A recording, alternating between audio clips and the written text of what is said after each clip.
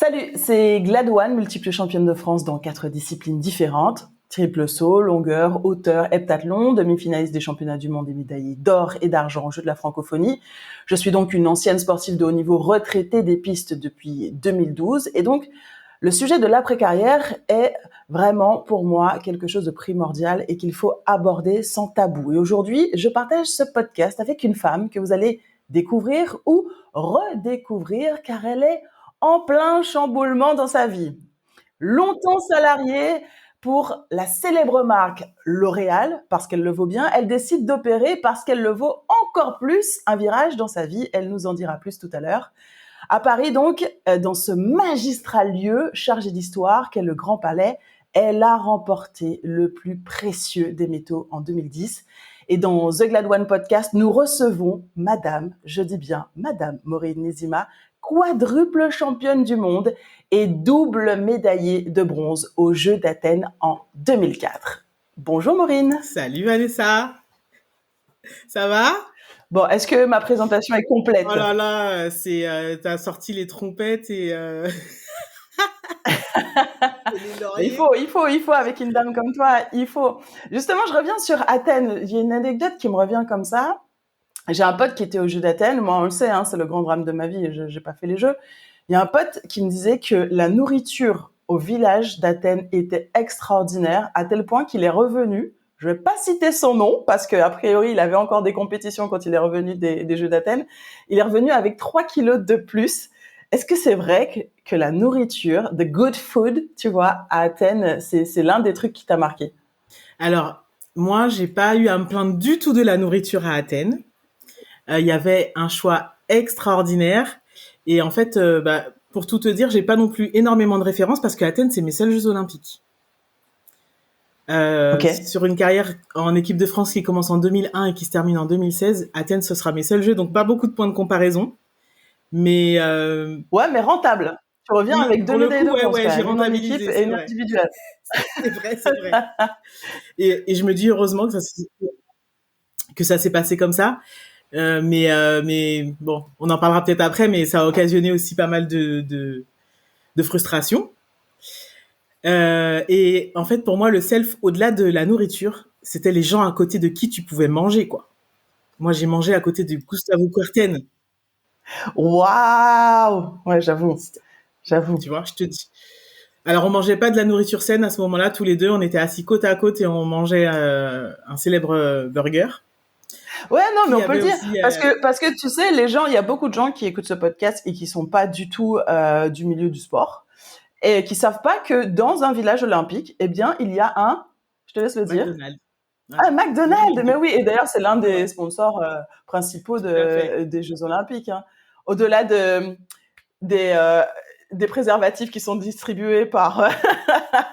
D'ailleurs, tiens, explique-moi. On dérive un petit peu, mais comment est-ce qu'il y a un lieu pour aller chercher les préservatifs? Est-ce qu'ils sont distribués à tout le monde? Comment Alors, est-ce que moi, j'ai pas ce souvenir-là parce que j'ai eu des Jeux Olympiques assez sages. Non, mais c'est pas parce que tu as eu des préservatifs que tu les as utilisés. Non, Madame Nezima, ne me faites pas dire ce que je n'ai pas dit. Alors, pour te dire vraiment, hein, je me rappelle qu'on a reçu en cadeau une trousse de toilette avec énormément de produits dedans, mais j'ai pas le souvenir qu'il y avait des préservatifs là-dedans. Et je sais pas si cette trousse était tout le village. Je pense qu'ils doivent être distribués à plusieurs endroits. Tu sais, il y a plein de lieux de vie dans le village olympique. Donc, à mon avis, entre le service médical, les endroits où les athlètes se retrouvent juste pour papoter, il y a un coiffeur, il y a plein de choses. Je pense qu'il doit y en avoir un peu partout. Et après, moi, j'ai vraiment pas le souvenir. Ça m'aurait marqué. Hein. Si je les avais trouvés sur ma table de nuit en entrant dans ma chambre au village, ça m'aurait marqué. En tout cas, je les ai pas vus dans l'appartement. Justement, quel bilan tu fais de ta carrière aujourd'hui et comment est arrivé le moment de l'arrêt? Le moment où il fallait décider d'arrêter. Est-ce que tu as décidé d'arrêter? Est-ce que tu t'es blessé? Déjà, dans un premier temps, qu'est-ce que tu retiens de cette carrière? Qu'est-ce qu'il en reste? Alors, pour moi, le bilan, il est forcément positif. Il est très très positif parce que je pense que ça m'a appris ça m'a appris qui j'étais, d'un point de vue purement humain. J'ai appris à me connaître, à savoir comment, par exemple, un truc tout bête, hein, comment je fais pour apprendre les choses, moi, comment je fais pour retenir quelque chose, euh, comment je réagis dans une situation de stress, euh, comment je suis dans l'adversité ou justement comment je me comporte quand je suis plutôt le leader. Voilà, ça c'est pour l'aspect purement personnel et humain. Mais ça, tu Et as réussi après, à faire ce bilan-là après ta carrière ou pendant la carrière, tu voyais que tu arrivais déjà à sortir des choses et que tu connaissais déjà mieux? en fait, sur la fin de ma carrière, j'ai fait 2 ans de break. Alors la première année, c'était un break partiel et la deuxième année, c'était un break total. Avant de revenir en 2014 pour retenter les Jeux de Rio. Et pendant ces 2 années d'arrêt, j'ai commencé en fait à comprendre des choses sur moi parce que j'avais plus de maturité, parce que je voyais les autres fonctionner et je voyais aussi les plus jeunes arriver et certaines rencontrer les mêmes difficultés que moi et commencer à comprendre ce qui avait pu m'arriver à moi, euh, commencer à Mais qu'est-ce comprendre qui les t'est arrivé? dynamiques. Parce que tu Ben, dis ce qui a pu des m'arriver, moments par qu'est-ce qui t'est exemple arrivé? des moments par exemple où je pouvais ressentir un malaise sans pouvoir mettre de nom dessus. Je te donne un exemple. Après les championnats du monde en 2010, pour une raison que j'ignorais à l'époque, euh, je ressens une très très grosse pression. Alors que je viens de gagner un titre mondial que j'attendais depuis longtemps, hein, parce que dès 2003, je fais vice-championne du monde individuel. Quelques années après, je monte sur la troisième marche à nouveau de ce podium-là, sans jamais arriver à être la championne du monde. Je remporte des titres de championne du monde par équipe, hein, mais jamais le titre, la médaille d'or en individuel. Et derrière, je me sens hyper lourde en fait. Et je me rendais pas compte de cette de ce que ça représentait, mais c'était le poids du leader, l'impression d'être le lapin qui est dans le viseur de tout le monde. Ouais, la Et position du chasseur, c'est pas celle du chassé, quoi. exactement. Et je me suis rendu compte qu'en fait, moi, j'étais vraiment plus une équipière, que j'avais besoin de travailler et de relever des défis collectivement, que ça me faisait presque plus vibrer que de le faire toute seule. Et en fait, surtout, je me suis sentie très seule à ce moment-là parce que euh, j'avais l'impression de pas être soutenue dans mon encadrement de l'entraînement pour m'aider à rester le leader. C'est pas juste devenir le leader un jour, c'est le rester que j'ai trouvé très dur. Et ça m'a appris aussi du coup dans tu sais ma fin de carrière elle a été fusionnée avec le début de ma carrière professionnelle. Et donc en arrivant chez L'Oréal, euh, j'arrivais dans une équipe et je me rendais compte aussi que j'avais beaucoup de sensations. J'arrivais à comprendre quels étaient un peu les profils des gens, qui Mhm. était qui dans l'équipe. Et je me suis rendu compte que tu avais toujours un peu les mêmes personnalités dans un collectif, dans un groupe. Ah bah oui, le sport, c'est le microcosme de la société, simplement. Exactement. Et en fait, la vie de groupe, la vie dans un collectif où on est à la fois coéquipière et aussi concurrente, m'avait appris à reconnaître tout ça. C'était Mais comment tu instinctif. Je savais l'expliques pas ça, mettre des mots dessus. que finalement, tu es championne du monde, c'est le moment où on a l'impression qu'on aura tout le staff avec nous. Comment tu expliques le fait de te sentir seule? Alors, peut-être que factuellement, tu l'étais pas. Peut-être que factuellement, il y avait toute une équipe autour qui était encore plus derrière toi. Et pourquoi toi, tu te sentais seule? Comment tu l'expliques? Alors moi, j'ai eu le sentiment que déjà, j'étais quelqu'un en tant qu'athlète de très autonome. C'est-à-dire que j'avais besoin de bien cadrer, que les choses soient bien cadrées pour pouvoir me sentir en confiance et à mon plein potentiel. Donc, que le coach il dise, bah aujourd'hui, dormez bien ou pensez à boire ceci, cela. Pour moi, ça c'était un truc qui était acquis. J'avais pas besoin de lui pour ça. Tu vois, Mhm. j'avais pas énormément besoin d'être drivé. Ce dont j'avais besoin, c'était de perspective. C'était d'être rassuré dans les moments de doute. Et ça, je l'avais pas nécessairement. Et je pense que ils se sont pas rendus compte que j'en avais besoin parce que pour eux, j'avais déjà fait mes preuves. Là, je venais d'être championne du monde et ils se disaient, bon, bah, c'est bon, elle se débrouille toute seule, quoi. Tu as eu l'impression de perdre cette bulle dans laquelle tu avais réussi à éclore, que le cocon dans lequel tu avais évolué et grandi, ben on t'avait pas expulsé, mais que ça te correspondait plus, quoi. Finalement, ça correspondait plus au jardin dans lequel tu avais grandi. Ou pas du tout, Euh, peut-être. alors non, moi j'ai pas eu, c'est pas vraiment cette impression-là que j'ai eue. Effectivement, la bulle, elle avait changé parce que j'étais plus le chasseur, j'étais devenu le lapin. Ouais. Donc ça avait changé.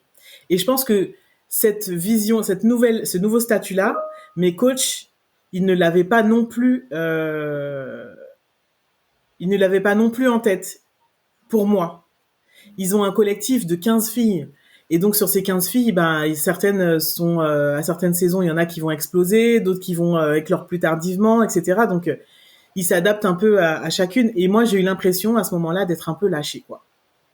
C'est bon, Et c'est elle étonnant est. parce que l'escrime est tellement pourvoyeur de médailles. Vous rapportez tellement de médailles à la France que on a le sentiment que c'est une machine huilée, quoi, qu'ils maîtrisent maintenant les mindsets, les trucs. Et là, on découvre, Non, bon, là, on parle de 2010, les choses ont évolué depuis, on est en 2024. tout à Mais, fait. mais à l'époque, vous étiez déjà au devant de la scène. Nous, encore plus aux Jeux Olympiques, vous revenez toujours chaque année avec de nombreuses médailles. Donc, on a l'impression qui maîtrisent totalement le jeu presque de chaises, comme tu dis, il y a toujours des nouveaux qui apparaissent, d'autres qui disparaissent. Mais là, je me rends compte que non, ils se rendent pas compte du poids que ça peut représenter de devenir numéro un. Non, et puis en plus, enfin, il faut remettre aussi les choses dans leur contexte concernant l'épée féminine. C'est qu'à l'époque, on a Laura qui est la superstar Tout à fait. pas Laura seulement Flessel. de l'escrime, de l'épée, mais qui est une superstar du sport français et Ah, qui est clairement. ma La guêpe. coéquipière à Elle avait l'épée un sacré féminine. surnom d'ailleurs. C'est ça, qui est ma coéquipière à l'épée féminine et qui prend souvent toute la lumière et normal, enfin, je veux dire, c'est une évidence, et qui du coup prend aussi la pression qui va avec. Donc moi, cette position de leader, je l'ai jamais connue avant ce moment-là. Est-ce que tu as pu avoir cette discussion avec Laura sur cette question? Est-ce que vous avez échangé sur ça? Ou c'était chacune sa vie? Ou Non, est-ce que à ce moment-là, tu t'en rendais pas forcément compte que tu avais besoin d'avoir cette discussion? non. Alors, je me suis rendu compte très tôt que j'avais besoin d'aide, mais j'ai pas eu cette discussion avec elle. On s'entraînait pas régulièrement ensemble. À ce moment-là, elle avait une autre organisation. Donc on pouvait s'entraîner peut-être une fois par semaine ensemble et encore pas forcément toutes les semaines. On se voyait en compète régulièrement, mais c'était pas le moment pour discuter de ça. On Et est euh, d'accord.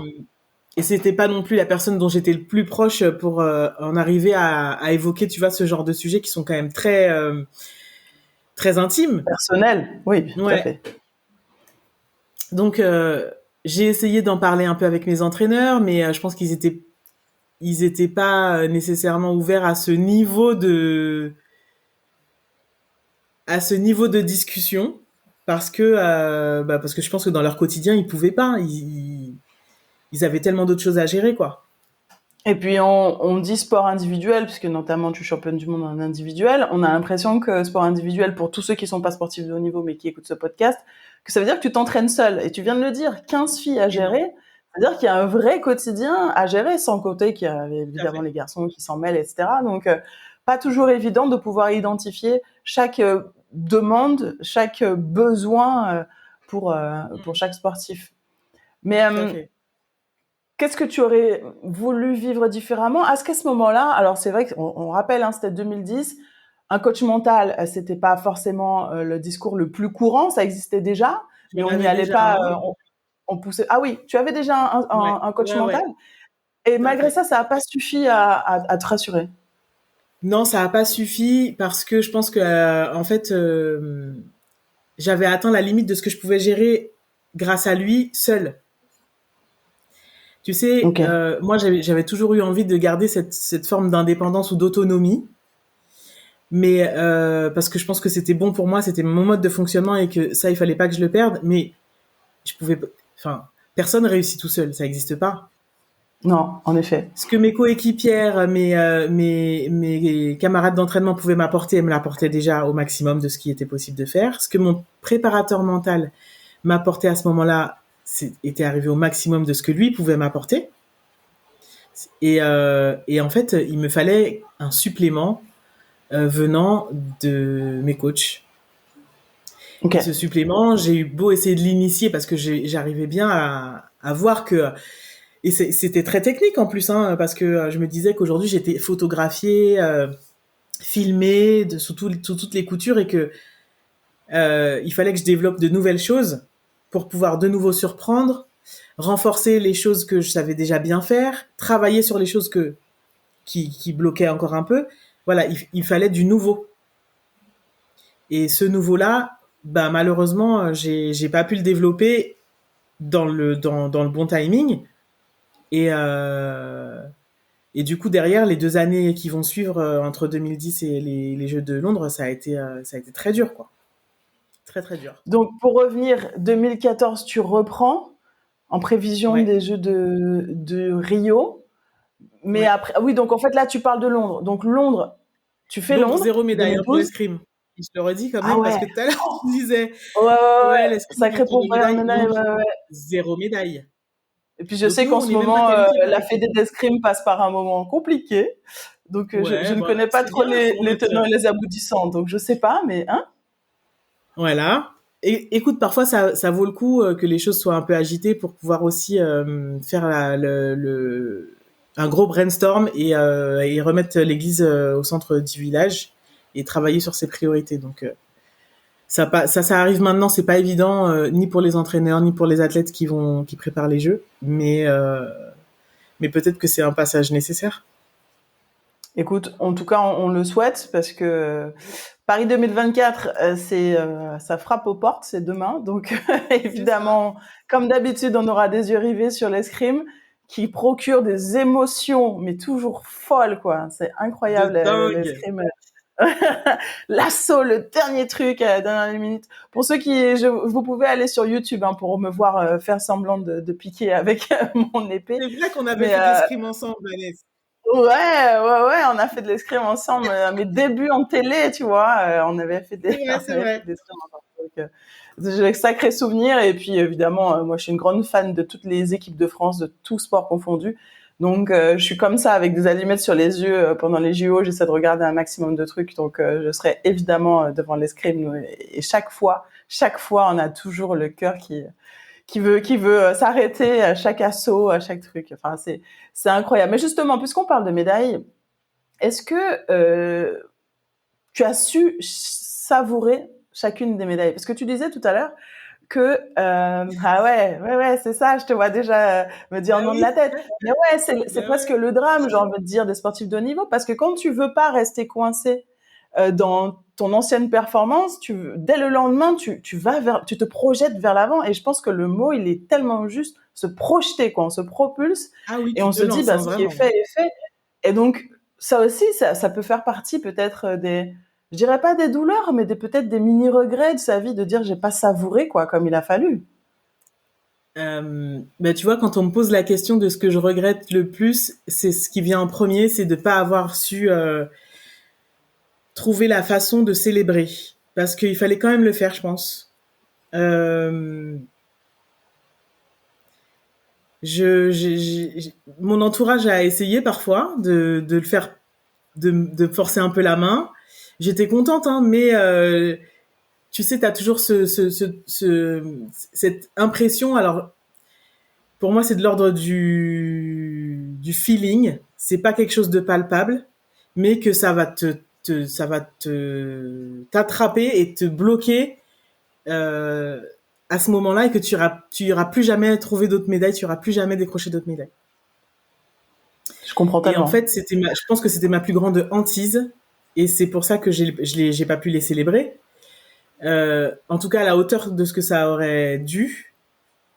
Et c'est ce que je regrette, ouais, le plus. Et c'est ce sur quoi je travaille aujourd'hui aussi dans mon quotidien. Dans toutes les petites choses qui se passent bien, je les verbalise, un, et deux, quand je peux, je les célèbre. parce que voilà, la vie est super courte, hein. On ne sait pas de quoi demain est fait, et je me dis, mais il y a tellement de choses, il y a tellement de choses positives qui nous arrivent au quotidien tous les jours. Se réveiller tous les jours le matin, c'est une chance. Donc maintenant, je mets un point d'honneur à célébrer toutes les petites victoires et tous les petits moments qui sont sympas, parce que ça vaut le coup et parce qu'il faut le faire, et parce que je l'ai appris à mes dépens qu'il fallait le faire. Je suis tellement heureuse que tu tiennes ce discours parce que j'ai beaucoup de retours évidemment sur le podcast ou sur tout ce que je publie sur les réseaux. C'est l'avantage et les inconvénients des réseaux. Et un homme m'a écrit dernièrement en me disant tant mieux si vous pensez que tout va bien dans la vie. Je dis non, tout va pas bien dans la vie. Il me dit le monde va mal, vous vous rendez compte à quel point il va mal. Je dis bien sûr qu'il va mal le monde, mais il faut aussi voir à quel point il va bien. Il y a aussi des bons côtés. Et il me dit, vous les voyez où les bons côtés? Et je suis contente que tu dises ça parce que une naissance, c'est un bon côté, un mariage, c'est un bon côté, l'amour, c'est un bon côté. Et la joie qu'on partage certaines fois, un soleil qui se couche ou qui se lève, mais c'est fait de petits. Je sais que j'ai l'air de, comme on dit, de sonner. Je fais une traduction anglaise en disant je sonne un peu presque utopiste en disant ça, mais si on prend pas le temps de célébrer chaque petite victoire, qu'est-ce qu'on va célébrer? On va vivre dans un monde où on est tellement malheureux tout le temps. Et je ne peux que sentir tout ce que tu ressens parce que j'ai fait comme toi. Je suis passée à côté de toutes mes médailles tout le temps. Et donc, qu'est-ce que j'ai vécu? J'ai vécu une carrière qui était quasiment triste et quasiment tout le temps dans la douleur parce que j'étais toujours en train de rechercher le nouveau truc. Et puis, t'es jamais dans la joie de ce que t'as acquis, quoi. Et puis c'est te mettre une pression énorme parce que ça veut dire que si tu peux pas célébrer les petites choses du quotidien ou bien même les choses un peu plus exceptionnelles, mais si tu attends que les très gros événements ou les très grosses victoires pour pouvoir célébrer, tu te mets une pression énorme. C'est vrai. Et quand est-ce que tu sens toi, quoi, en fait? C'est pour ça qu'il faut, quand on a un gros objectif, il faut skipper. Et c'est ce que je dis toujours avec mes teammates. Mes teammates sont mes clients. Je leur dis toujours, mais quand on a un gros objectif, il faut diviser en petites étapes pour prendre le temps de célébrer, pour réussir à aller jusqu'au gros objectif. Parce que si tu prends pas le temps de célébrer, forcément, tu arrives, t'es essoufflé quand tu y arrives. Parce que des fois, tu peux abandonner avant en te rendant pas compte que le chemin aussi t'apporte beaucoup. La victoire, c'est une chose. Et la victoire, en plus, tu le dis terriblement bien, qu'on se bat pendant des années pour avoir un titre mondial. Et finalement, quand on l'a enfin, ce Graal, il représente pas au quotidien ce qu'on avait espéré, quoi. Non. Non. C'est pas toujours aussi simple que ça, mais tant que t'es pas devant, tu peux pas te rendre compte de la manière dont tu le reçois, dont tu l'accueilles, et ce que ça peut générer chez toi et chez les gens autour de toi. Parce que finalement, ce titre mondial, moi, je l'ai pas bien vécu non plus parce que d'un seul coup, mon statut dans les yeux des autres avait changé aussi. Tu vois? Évidemment. Donc, faut gérer tout ça et c'est dans l'instant que tu te rends compte. Et donc, c'est pour ça que finalement, les bons moments comme les mauvais moments dans ma carrière m'auront appris énormément de choses sur moi. Et c'est pour ça que je fais ce podcast. Parce que j'aime que dans ce podcast, on n'ait pas un discours conventionnel. Parce que ce qui est dit dans les médias est déjà dit dans les médias et c'est bien dit. Je suis contente que ça existe. Je suis pas en train de dire que je fais mieux. Je dis que je fais différemment. Et là, tu es en train de dire un truc de dingue. Tu es en train de dire, je me suis battue toute ma vie pour être championne du monde. Au moment où je suis championne du monde, je suis presque déçue de ce qui m'attend après le titre de championne du monde. Et c'est presque douloureux. Ouais. C'est ça que tu dis. Ah ouais, ça a été douloureux. Les 2 saisons qui ont suivi ont été douloureuses parce que en plus, je suis un peu beaucoup perfectionniste. Ça a pu me freiner aussi dans ma vie quotidienne et dans mon travail, hein. Derrière, j'ai été à la recherche des sensations que j'avais ce jour-là pendant des mois. Donc j'ai couru après une journée de carrière avec des sensations de un jour. J'ai couru après, j'ai essayé de retrouver des choses que j'avais pas maîtrisées ce jour-là qui se sont produites parce que tous les feux étaient ouverts. J'ai voulu les maîtriser, les rechercher et les maîtriser. Et en fait, Je me dis, mais si on m'avait dit qu'il fallait pas faire ça, plutôt, j'aurais pas perdu tout ce temps-là. Enfin, tu vois. Est-ce que Je me tu suis dit, l'aurais mais c'est entendu? possible. Est-ce que tu étais capable de Peut-être l'entendre pas. à ce moment-là? Ah, tu vois. Ben, en fait, ça dépend de qui ça vient. Mais j'étais quand même assez ouverte aux expériences des autres. Et autour de moi, j'avais aussi pas mal de gens qui étaient expérimentés, notamment des coachs qui avaient fait des champions olympiques. Hein. Donc, des multiples champions olympiques, champions du monde, etc. Donc, pour moi, qui avait quand même ce vécu dans l'humain de savoir accompagner des gens quand ils sont arrivés tout en haut. Quand tu es arrivé tout en haut, il se passe quoi? Tu redescends ou tu redescends pas? Et si tu Ah, redescends, est-ce que en on tout peut cas, la c'est redescendre? vertigineux. Tu vois? Ouais, tout à Et fait. ça, c'est quand même pas évident. Donc oui, ça a été douloureux. Ça a été très douloureux et puis tu peux pas forcément le dire parce que sinon on a l'impression que tu te plains. Donc vis-à-vis de tes Et puis t'as pas le droit, hein, coéquipiers, parce que t'es championne du monde. De quoi elle se plaint? Ça va, mais elle a atteint son Graal, elle est championne du monde. Elle va pas bien en sûr, plus nous dire que c'est dur, quoi. c'est ça. Et moi, ça, je l'ai vécu dans plusieurs phases de ma vie. Euh, D'atteindre un objectif super important et de pas me sentir notamment, tu vois, je me suis mariée juste derrière. C'est quelque chose qu'on attendait depuis longtemps et puis ça s'est pas passé comme je voulais. Et tu te poses des questions sur toi-même, tu vois. Tu finis par te dire, mais en fait, est-ce que je suis le genre de meuf qui est jamais contente ou est-ce qu'il y a autre chose derrière ça qu'on m'a pas dit? Ouais, c'est ça, parce Donc que c'est pour pour en ça revenir aussi. sur ta partie privée, donc tu me l'as dit en off, hein, je connais pas ta vie par cœur, c'est que tu me l'as dit juste avant, 10 ans de Ouais, relation. ouais. Vous vous mariez Ouais. donc en 2016. Vous mariez 16, quand? ouais. Ouais, c'est En ça. août Je me de, souviens, c'était ouais. en Alors, Martinique d'ailleurs, hein. Vous êtes venu ouais, célébrer le mariage en tout Martinique. Tu à as fait fait, venir des grands noms du sport français en Martinique pour célébrer ton mariage. Je me souviens bien. tout à fait. Et derrière, qu'est-ce qui se passe? Où vous en êtes aujourd'hui? Ben, en fait, donc c'est quelqu'un qui était dans le domaine du sport, hein, qui était très impliqué. C'était pas un athlète, mais c'était quelqu'un qui était très impliqué dans le domaine du sport, qui en a fait sa profession. Et On peut le dire, journaliste sportif. Il y en, il y en- exactement, il y en a 1000. On saura pas qui. il y en a plein. Et je trouvais que je trouvais qu'on se complétait très bien parce que lui m'apportait sa vision du sport un peu dézoomé, avec son recul, et moi il vivait avec moi le quotidien d'un athlète, et donc il respectait énormément du coup la vie et l'engagement des athlètes dans leur sport. Et je pense qu'il y avait aussi une forme d'admiration de ce que je pouvais faire, qui j'ai eu la sensation qui s'est envolée le jour où j'ai arrêté. T'as Subitement. l'impression qu'il avait les étoiles dans les yeux quand il te regardait, et puis que finalement ces étoiles ont disparu quand tu es devenue une ex-sportive de haut niveau. Alors je pense qu'il y a eu un peu de ça. Je pense qu'il m'a aussi énormément soutenu pendant ma carrière parce que ben faut vivre avec un athlète de haut niveau toute l'année, tous les jours, c'est pas toujours facile, hein. Clairement. Euh, donc je peux reconnaître hein, que c'est pas simple, mais tant que j'étais athlète, les moments de moins bien, j'ai l'impression qu'ils étaient tolérés. À partir du moment où j'ai arrêté et où j'ai eu cette traversée du désert qu'ont la plupart des sportifs de haut niveau au moment où ils arrêtent, elle a été pas du tout comprise, pas du tout acceptée, et je me suis sentie jugée. Euh, et donc ça a donné lieu à plein de disputes, d'incompréhensions, jusqu'à la rupture, quoi, jusqu'à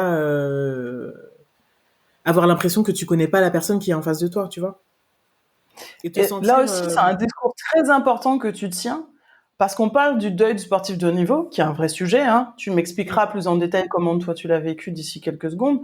Mais je le dis souvent aussi à mes teammates, et c'est pour ça, parce que tu sais, dans les footeux, quand ils divorcent, on dit ouais, mais c'était une michto, elle s'en va parce que il y a plus d'argent et tout. Je dis mais non, mais il y a aussi la difficulté parce que on vit la carrière, le conjoint vit la carrière avec le mm, sportif.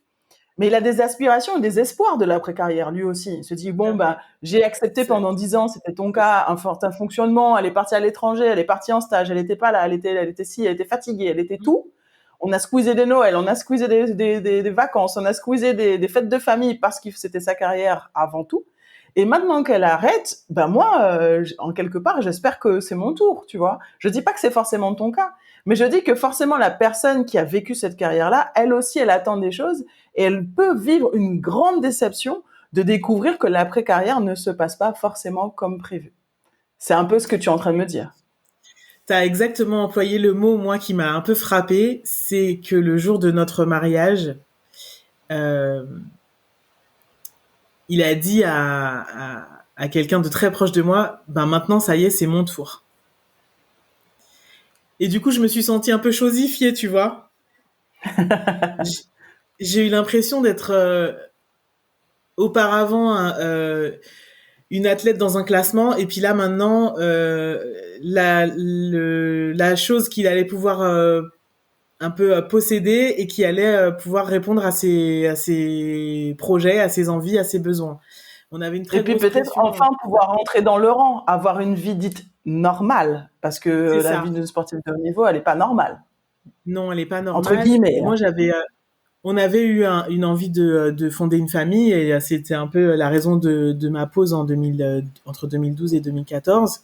C'est un sujet super tabou dans le sport à ce moment-là. Ça l'est beaucoup moins aujourd'hui et Dieu merci, il y a des filles maintenant qui peuvent dire ouvertement qu'elles ont un projet de maternité et revenir et qu'on leur permette de mettre des choses en place pour revenir. Mais nous, on avait des difficultés sur le plan médical et donc on a vraiment dû se faire aider. Ça n'a pas fonctionné, ça a été très très lourd et je pense que ça aussi, ça nous a fortement Bousculé. bousculé parce que lui ne comprenait pas pourquoi à un moment donné au bout de 2 ans, j'en pouvais plus, mon corps n'en pouvait plus, ma tête n'en pouvait plus. C'était à nouveau une pression énorme qui était sur nos épaules. Et moi, j'avais en plus des pépins physiques qui faisaient que, bah, avant de retenter et de pouvoir porter un bébé, il fallait que je subisse des interventions au niveau du bassin parce que voilà, j'avais les hanches un peu flinguées. Enfin, il y avait des choses qu'il avait du mal à comprendre et à accepter, enfin, en tout cas de mon point de vue. Et donc, je pense que ça a fini de nous éloigner. Moi, j'avais l'impression qu'après, je devais être un ventre et que c'était ça l'objectif, quoi. Alors que moi, j'avais un chemin à faire, un chemin pour accepter que cette carrière était derrière moi, un chemin avant de pouvoir être totalement épanouie dans ma vie de jeune mariée, pleine de projets. Ben ouais, j'avais un chemin à faire. Il fallait de la patience et peut-être qu'à ce moment-là, c'était plus possible. Donc, ouais, Justement, ça a été très, parle-nous de très ce compliqué. chemin. Tout à l'heure, tu parlais de la difficulté de l'après-carrière. Mm. Finalement, on sait que tu as fait une pause entre 2012-2014. Mm. 2016, alors tu ne vas pas à Rio, puisque tu nous as dit que Non, tes seuls jeux, c'était les Jeux d'Athènes. c'est ça. Comment est arrivée la fin de carrière? Comment se passe la transition avec L'Oréal? Et comment se passe cette fameuse petite mort, finalement? Alors, les jeux, pour moi, ça a toujours été un peu le Graal, le truc inaccessible. Et pourtant, je l'ai fait très tôt dans ma carrière. Donc, je l'ai fait à Athènes, j'ai 23 ans. Ça fait 3 ans que je suis en équipe de France, à peine. Euh, et en fait, premier jeu, 2 médailles. Ça a été très compliqué parce que chez nous, on a une année de qualif pour accéder au jeu. Et cette année de qualif, c'est l'enfer, en fait. C'est l'enfer. Et donc, on s'est qualifié dernière compète, dernier match, dernière touche, enfin vraiment le truc à l'arrache. Laura et moi, on est numéro 1 et numéro 2 mondial, mais il faut qu'on décroche ce quota par équipe pour que notre quota individuel soit complet. Donc, on ait 3 places à l'individuel. On arrive à avoir ces 3 places à l'individuel. Moi, je fais 2 médailles de bronze. Et puis derrière, bon, ben, il y a les Jeux de Pékin. À ce moment-là, comme il y a le sabre d'âme qui est entré au programme des Jeux Olympiques, et que le Comité olympique international ne veut pas augmenter le nombre de médailles, donc il y a toujours 2 armes sur nos 6 armes, fleuret, épée, sabre, et à chaque fois féminin, masculin, ça fait donc 6 armes, et à chaque fois 2 armes qui n'ont pas d'épreuve par équipe. Donc là, pour Pékin, c'est tombé sur nous. Ok. Sur nous, je Pékin crois, 2008. donc Pékin 2008. Donc Pékin 2008, la seule chance d'aller au jeu, c'est à l'individuel, et donc c'est une course individuelle. Malheureusement, moi, je suis blessée assez régulièrement. Ça me handicape pendant la saison parce qu'il y a des compètes où je suis j'ai pas mon plein potentiel et toutes mes capacités physiques, et donc finalement sur 2 Françaises possibles au max, bah moi je suis la 3e et je vais pas à Pékin. Ce Pékin-là, ça a été le début d'une très grosse frustration parce que c'était la première fois que je vivais un échec comme celui-là. Après, en plus, avoir eu 2 médailles aux Jeux précédents, pour moi, c'était la honte, quoi. Comment c'est possible? J'ai eu 2 médailles aux Jeux précédents, et puis là, je peux même pas défendre ma chance, quoi. Allez, hop. Donc, j'ai été au bout du monde, là où il n'y avait pas de télé, là où personne pourrait me reconnaître, enfin, je pensais, et où je verrais pas la compète. Mais les gens m'envoyaient des messages et tout, enfin, ça a été infernal. J'ai fait la même. Hein. Je suis allée à Bali et malgré ça, j'ai réussi. J'ai réussi à recevoir des messages. Donc je comprends bien. Mais moi, j'étais à Sainte-Lucie. Donc, les Antilles, les petites Antilles, mais non francophones. Donc, normalement, c'est une ancienne colonie britannique. Donc, normalement, personne n'est censé me reconnaître là-bas. Bah si. Et donc, on te dit, mais pourquoi t'es pas au jeu? Mais pourquoi? Enfin, voilà, ça a été difficile. Ensuite, Londres 2012, on rate la qualif par équipe.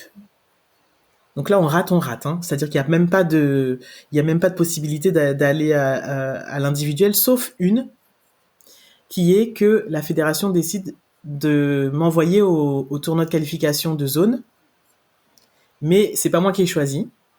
On choisit d'emmener Laura au tournoi de qualification de zone. Donc ce sera, si elle fait première ou deuxième de ce tournoi, elle ira aux Jeux de Londres. C'est ce qui se produit. Ils la choisissent, elle va aux Jeux de Londres. Là, je me dis, je vais inverser la tendance. J'ai tellement mal vécu les Jeux de Pékin, je me dis, je vais affronter mon destin. J'y vais. Je suis pas qualifiée, j'y vais, et je suis partenaire d'entraînement de Laura là-bas. L'épreuve individuelle se déroule le jour de mon anniversaire. Déchirement total. Enfin, tu vois le truc. Impossible de bien le vivre, en fait. Clairement. Impossible de bien le vivre. Et même si t'as envie que ta coéquipière, elle réussisse et que le truc se passe pour le mieux et tout, tu vis quand même un déchirement. Donc, ça se passe pas forcément bien pour elle. Moi, de toute façon, je suis dans les gradins. Je me dis, vas-y, c'est bon. Après, 0 médaille pour l'escrime. Je vais essayer de faire un break. Dans ma vie professionnelle, ça faisait 1 an que j'étais rentrée chez L'Oréal. J'avais l'impression de pas nécessairement avoir vu l'intégralité du job pour lequel on m'avait recruté. J'avais des aménagements d'horaire et tout, donc je pouvais pas voir l'intégralité. Je me suis dit, je vais faire 2 ans de break.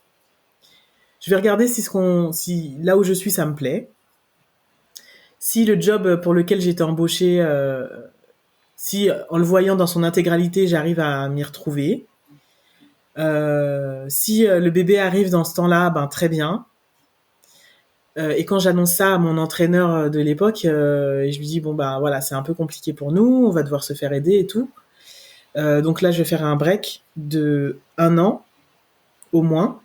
Peut-être 2 si c'est plus compliqué.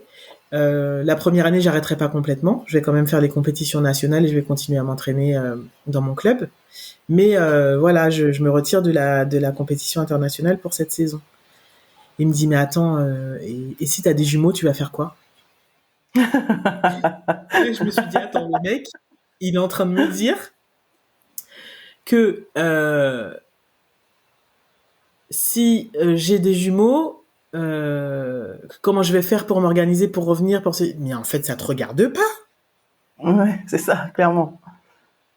C'est là où on voit le focus, en fait, et l'objectif de chacun. Ouais. Ouais, et là, je me dis, ah ouais, vraiment, donc en fait, pour eux, ça, c'est un frein. C'est pas un avantage, et c'est un caillou de plus dans leurs chaussures.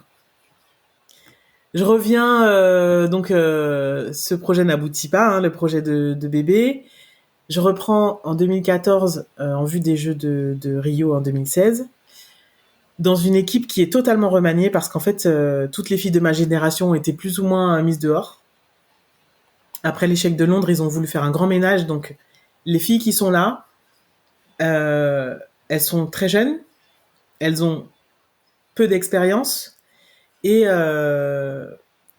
il y a un petit syndrome de l'imposteur qui est là parce que, en gros, elles sont sélectionnées sur des grands championnats en n'ayant pas toujours fait des grandes performances pour ça, quoi. Donc, c'est pas facile. Et surtout, elles n'ont pas eu de passation avec des anciennes. Parce que ce qui fait que l'escrime, comme d'autres sports, hein, peut avoir régulièrement comme ça des générations de champions et de titres, c'est parce qu'il y a un vrai passage de flambeau entre les anciennes et les nouvelles générations. Mais là, elles avaient une pas ça. émulation finalement entre la nouvelle et les expérimentées, parce que quand tu arrives, tu t'entraînes avec celles qui sont plus expérimentées que toi, tu apprends d'elles, tu progresses. C'est vrai que quand tu te retrouves la meilleure du jour au lendemain là, sans expérience, c'est plus compliqué. C'est ça.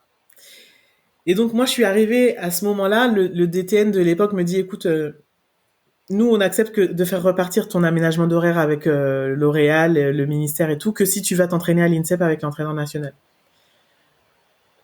Moi, l'entraîneur national, je le connaissais avant parce qu'il était adjoint de l'ancien entraîneur qui était entraîneur au moment où j'arrête. Je me dis que ça va bien se passer. Enfin, j'essaye de sonder un peu comment lui il prend mon retour et je le sens pas hyper à l'aise, quoi. Tu vois?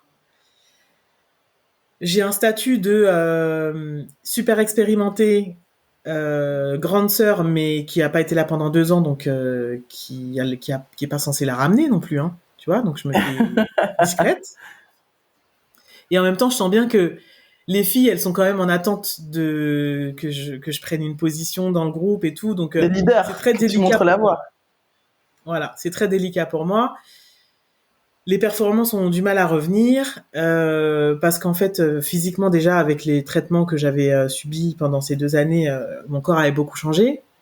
Donc j'ai fait un très très gros effort pour revenir dans une forme et avoir un corps d'athlète digne des objectifs que je me fixais. Parce que pendant ces 2 ans, tu n'as rien fait du tout. Tu allais plus du tout à l'entraînement, tu courais plus. Ok. Si, la première année, oui, et la deuxième, non. La deuxième, j'ai vraiment mis mon corps au repos pour lui permettre d'encaisser et de mettre toutes les chances de notre côté pour que le projet de bébé aboutisse, quoi. Ok. Et puis en fait, finalement, je me rends compte que je suis en demande. Donc je me connais très bien en tant qu'escrimeuse, je connais bien mon jeu. J'essaye de discuter un peu d'escrime et en fait j'ai l'impression je suis pas entendue, que on n'accepte pas de m'aider comme j'en aurais besoin. Et je sens que l'entraîneur lui-même il est en difficulté parce que il se sent pas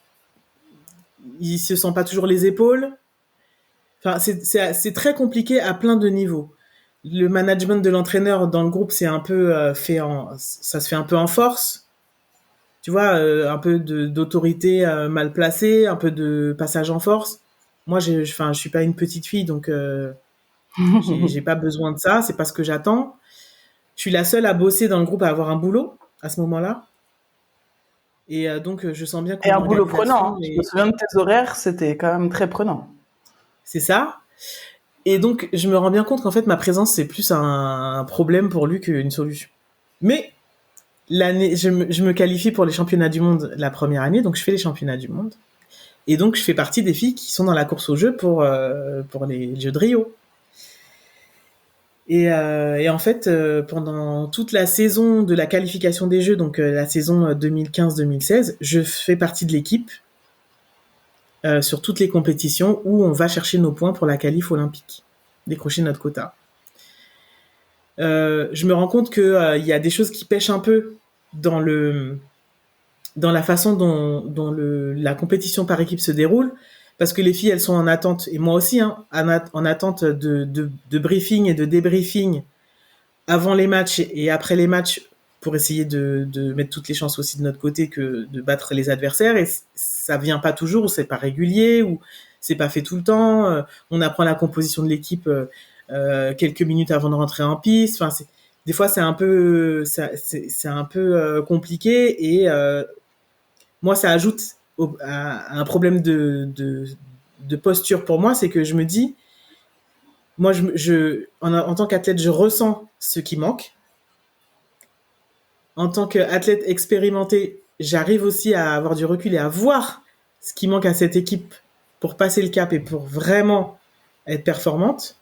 Mais moi, je suis pas entraîneur, je suis athlète. Et donc, tu peux pas le dire à ce moment-là? Ben, j'essaie de le dire subtilement, mais je me rends bien compte que derrière, il y a... Je titille un peu aussi l'orgueil, quoi. Et Bien sûr. il faudrait pas que ça aille trop loin, parce que sinon, je vais prendre le retour de bâton, tu vois. Ouais. Et Déjà que tu dérangeais par ton retour, donc finalement, fais-toi petite, quoi, quelque part. Voilà. Et en même temps, j'avais pas les performances individuelles assez, comment dire, incontestables pour pouvoir m'imposer et dire il faut faire comme ci, comme ça, il manque ci, il manque ça. Donc j'essaye de le faire avec finesse, mais ça n'aboutit pas. J'essaye de faire appel à un pote qui est aussi entraîneur, en lui disant voilà, j'arrive pas à avoir l'aide dont j'ai besoin pour retrouver mon niveau, pour retrouver mon escrime. Est-ce que tu peux m'aider? Juste, je vais t'envoyer un peu mes sensations en compète, les choses sur lesquelles j'ai bloqué, et dis-moi ce que tu penses que je devrais travailler. Je vais essayer de le faire toute seule, quoi. J'ai pas trop de répondants non plus là-dessus, donc je me sens vraiment solo avec un groupe de filles super motivées, de jeunes qui ont qui ont de la patate, qui ont de l'énergie, super motivées, mais il y a rien qui aboutit vraiment. Et dernière compétition de qualification pour les Jeux, je fais toujours partie de cette équipe. On se qualifie. À l'arrache aussi, hein, mais on se qualifie. Et donc, il nous reste 1 ou 2 compètes individuelles pour déterminer qui va composer cette équipe pour les Jeux. Parce qu'être dans l'équipe qui fait la qualif, ça ne t'assure pas de faire partie de cette équipe au Jeux. Hein. Ok, pour moi, c'était logique, mais non. Voilà. Non. Et donc, la dernière compète, je bats la nana du moment, la number one. Je perds de manière pas ridicule non plus sur une autre nana aussi médaillée olympique, une fille super forte de ma génération. Hein, ces 2 filles-là sont de ma génération. Et donc je fais le meilleur résultat de ma saison sur la dernière compète. Et je me dis bon, j'ai montré que je pouvais battre les meilleurs. J'ai montré que j'étais engagée, que j'étais investie dans l'épreuve par équipe et que j'étais utile à cette équipe. J'ai donné tout ce que je pouvais donner, en fait. Donc maintenant, on va voir ce qui se passe. Et donc le jour de l'annonce de la sélection arrive, on nous convoque dans une petite salle. J'entends juste avant que les garçons ont déjà eu l'annonce de leur sélection pour les Jeux de Rio. Et donc il y a des contents, il y a des moins contents. J'apprends que celui qui était un peu en ballottage, on l'avait appelé avant pour lui dire bon bah voilà, comme ça se fait habituellement, hein, c'est de façon très régulière et je trouve que c'est respectueux de lui annoncer avant que il sera pas retenu et qui sera on appelle le suppléant en fait, le 5e. Et qu'ils l'apprennent pas devant tous ses potes en même temps que tout le monde dans la salle avec tout le monde, voilà. Donc moi j'ai reçu aucun coup de fil, donc j'arrive dans la salle en me disant bon bah au pire je suis la 4e, je ferai peut-être pas l'individuel mais je ferai peut-être l'équipe.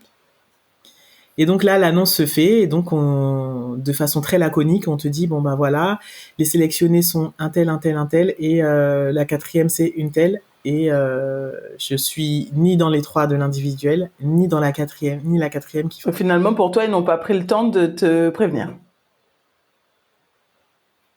Non, pas besoin. Pas la peine. Et là, quand même, à ce moment-là, gros malaise pour moi. Très, très gros malaise. Alors déjà, grosse déception.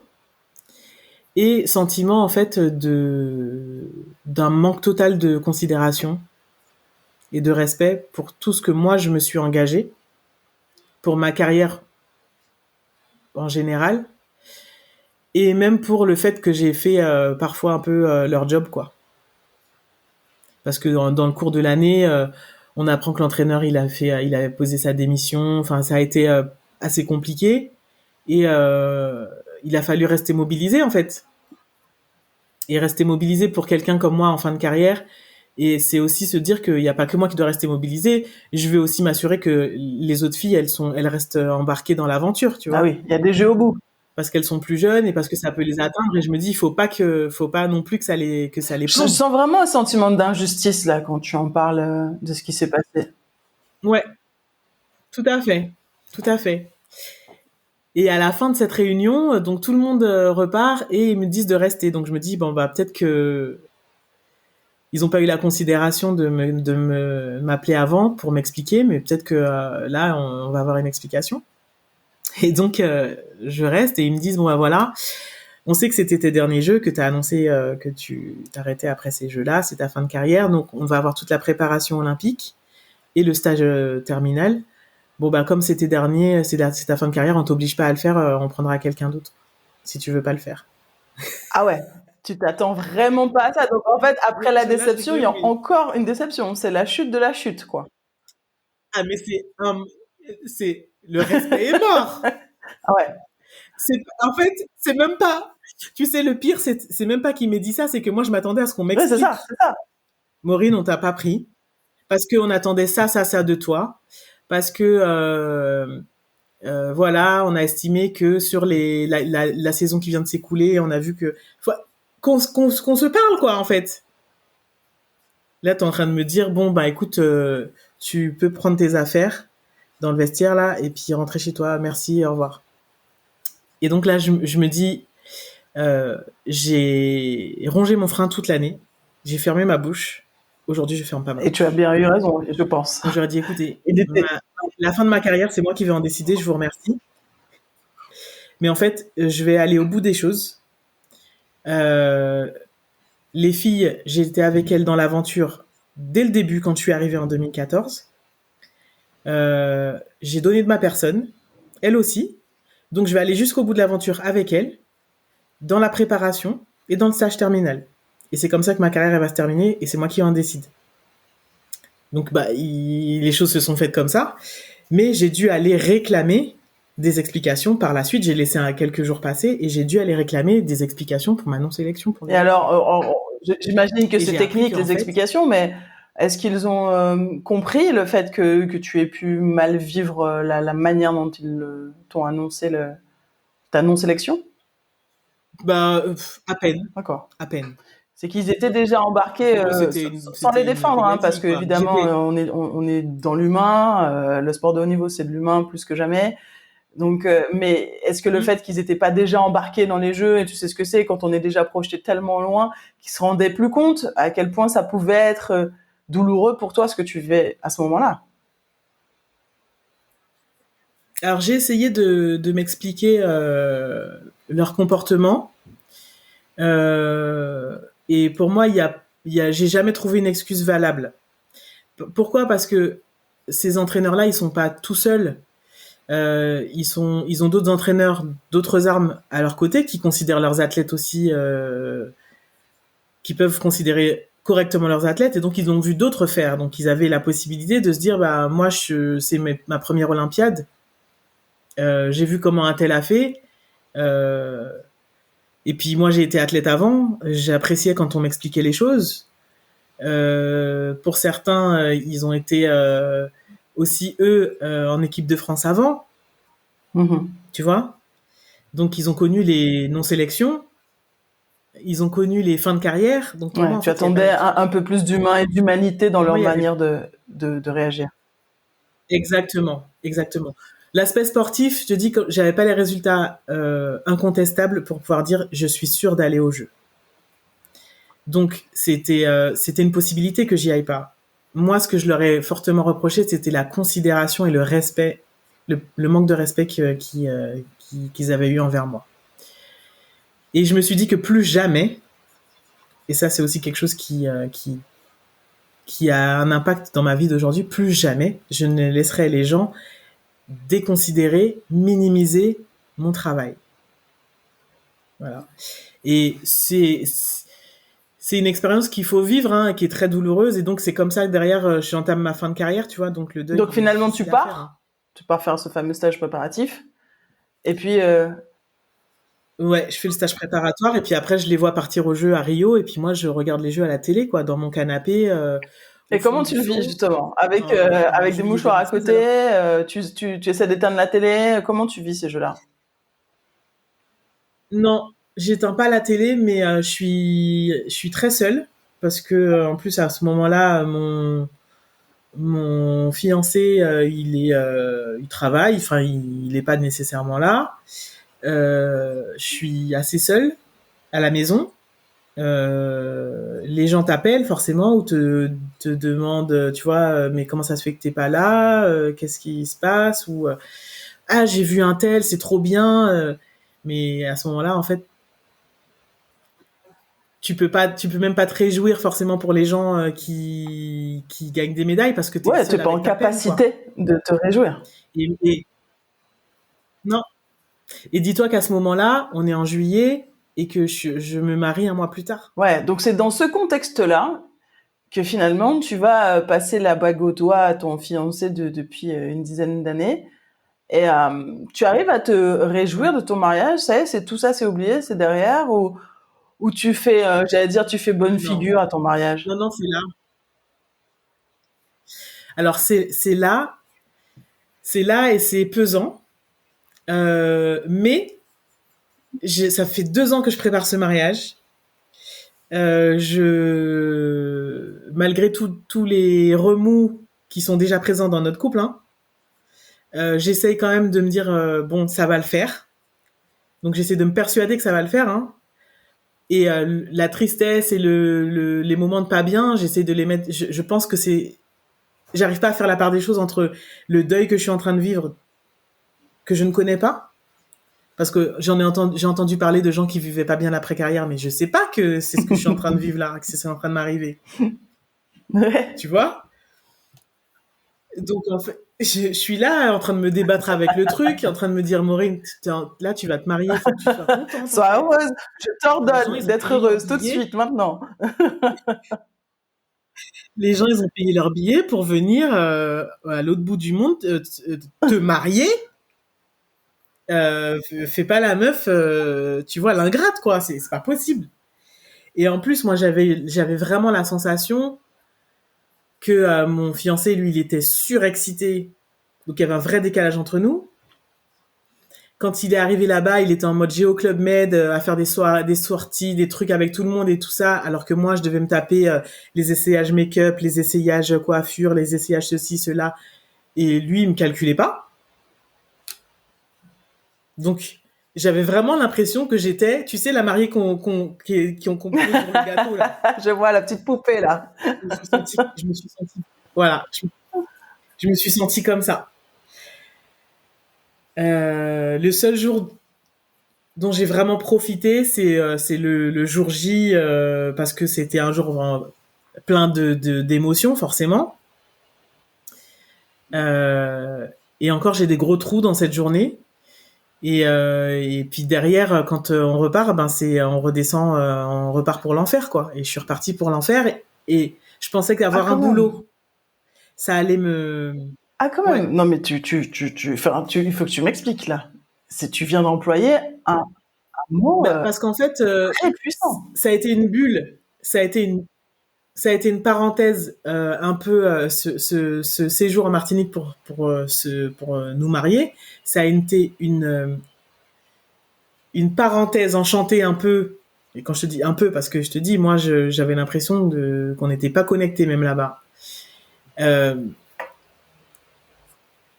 Ça a été une parenthèse dans ce qui était en train de se déliter entre nous. Mais le chemin de la séparation, en fait, il était déjà pris, quoi. Et moi, j'ai essayé de voir une psychologue à l'INSEP pour parler de ce que je ressentais de mon mal-être. Mais je pense qu'on avait aussi un chemin à faire à deux. Donc moi, je pense que j'avais besoin de travailler sur ma fin de carrière, sur moi et le deuil que j'avais à faire. J'avais besoin aussi de travailler avec lui sur la situation qu'on vivait qui était pas bonne et savoir ce qu'on avait envie de faire. Est-ce qu'on avait envie de se séparer ou est-ce qu'on avait envie de réparer quelque chose? Et en fait, les deux sont partis un peu, enfin tout est parti en autre boudin quoi. Ah ouais.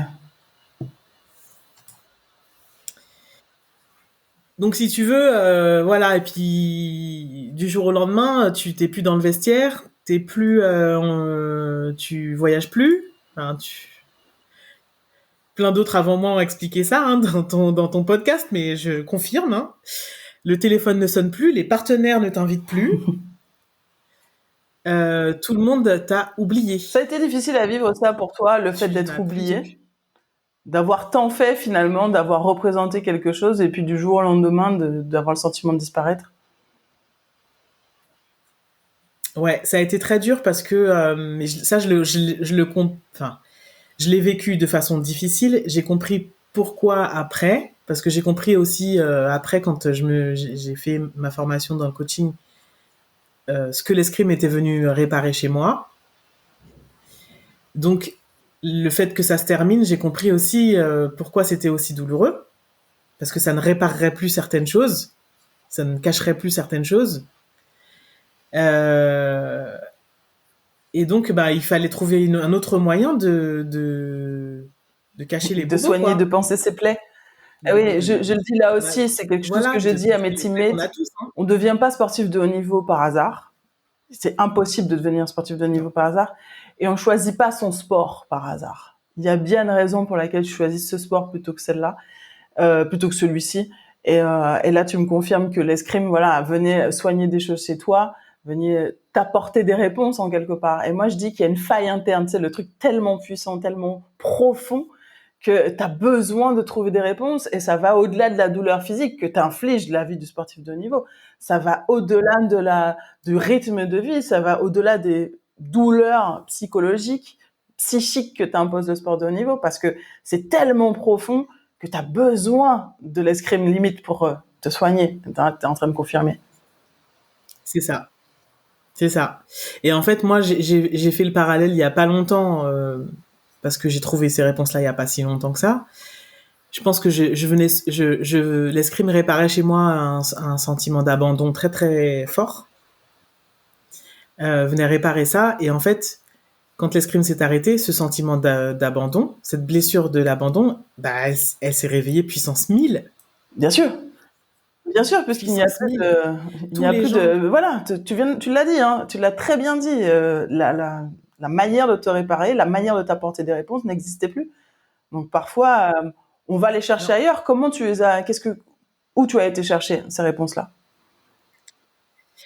Alors, provisoirement, ce sentiment d'être utile et de servir, il a été comblé parce qu'on est venu me chercher pour devenir sélectionneur de mon ancienne équipe. Ok, donc tu reviens dans le monde de l'escrime. Je reviens dans le monde de l'escrime quelques mois après avoir arrêté. On me demande de revenir. Moi, je connaissais un peu c'est un statut à la Fédé qui est bénévole. Tu ne gagnes pas d'argent en étant sélectionneur. Tu fais partie de la commission de ton arme au sein de la fédération et tu contribues avec des TN, entraîneurs, aux sélections pour les Coupes du Monde de la saison et les grands championnats en fin de saison. Donc, championnat du monde, championnat d'Europe, Jeux olympiques. Moi, l'avantage que j'ai, c'est que j'ai fraîchement arrêté ma carrière, donc les équipes et les filles du circuit, je les connais encore. Les filles qui composent l'équipe, je les connais, elles me font confiance. J'ai aussi en tête ce dont ce groupe peut avoir besoin au-delà de l'aspect purement technique qui, là, est tout à fait du ressort de l'entraîneur. Et le job que j'ai appris à faire chez L'Oréal, puisque je suis dans la formation, me permet aussi de pouvoir proposer des choses pour aider à l'autonomie des filles, à leur développement dans leur vie extra-sportive, pour qu'elles soient de meilleurs professionnels du sport. Et donc, je viens avec tout ça en disant, bah voilà, moi, juste mettre mon nom sur les sélections et puis dire c'est moi qui ai sélectionné cette équipe-là ou ça, c'est pas ça qui m'intéresse au fond. Moi, ce qui m'intéresse, c'est de transmettre, c'est d'apporter quelque chose. Donc, finalement, ça peut parfaitement se compléter. Tout le monde peut y trouver son compte. Sauf que je me heurte à nouveau à des profils parfois d'entraîneurs qui ont l'impression que ce que je propose, ça peut les déposséder un peu de leur posture. Il y a l'ego qui rentre en jeu. Et je me dis, putain, mais ouais, il y a l'ego qui rentre en jeu. Et en fait, tout ce que moi je veux pas, en fait, je veux pas blesser votre ego. Faites votre job d'entraîneur. Je me rends bien compte que une journée c'est 24 heures et que ce que je vous propose là, vous aurez pas le temps de le faire. Vous le faisiez pas avant, vous n'allez pas pouvoir le faire maintenant. Moi, je vous propose de vous aider pour que les filles elles puissent l'avoir quand même, mais que je puisse vous l'apporter et leur apporter pour que ce soit mieux et que vos résultats soient meilleurs. Moi, à la fin, je vais pas, la prime, c'est pas moi qui vais l'avoir, je l'aurai pas et je m'en fous, c'est pas ça, après ça que je cherche. J'ai un boulot et mon boulot, il me plaît, donc voilà. Mais ça passe pas toujours, ou on me dit oui, puis ça se fait pas, ou et puis je me rends compte aussi de ce qui se passe en fait de l'autre côté de l'autre côté de la vie d'athlète quand on doit choisir qui va en compète. On parle des athlètes d'une certaine manière, pas toujours avec respect, où il y a des effets de manipulation et tout. Et je me dis, mais moi, c'est pas comme ça que je vois les choses en fait. Donc, je suis contente d'être sélectionneur. Quand je suis là et que je suis avec les filles, j'essaie de leur apporter ce que je peux. J'essaye d'éveiller un peu parfois la connaissance de la vie d'un groupe d'athlètes de haut niveau aux entraîneurs qui le voient que de leur point de vue d'entraîneur et qui n'ont pas toujours la vérité de ce qui se passe dans leur groupe à un instant T. Voilà, j'essaye d'aider un peu tout le monde et donc les choses évoluent comme ça jusqu'à ce qu'à un moment je refasse ma vie et que j'ai un petit garçon en route et que patatras ouais, il se passe aussi des choses parce que je vais accoucher à 5 mois et une semaine. Ah oui, là la santé est mise en jeu. Voilà. Ouais. Et donc les priorités prennent un autre virage. D'accord. Donc là, tu as ton petit garçon. Bon, finalement, comme tout le monde, tu as un arrêt de travail en tant que jeune maman pour t'occuper de ton garçon. Tu es toujours mariée à ce moment-là, mais je sais que ce mariage va...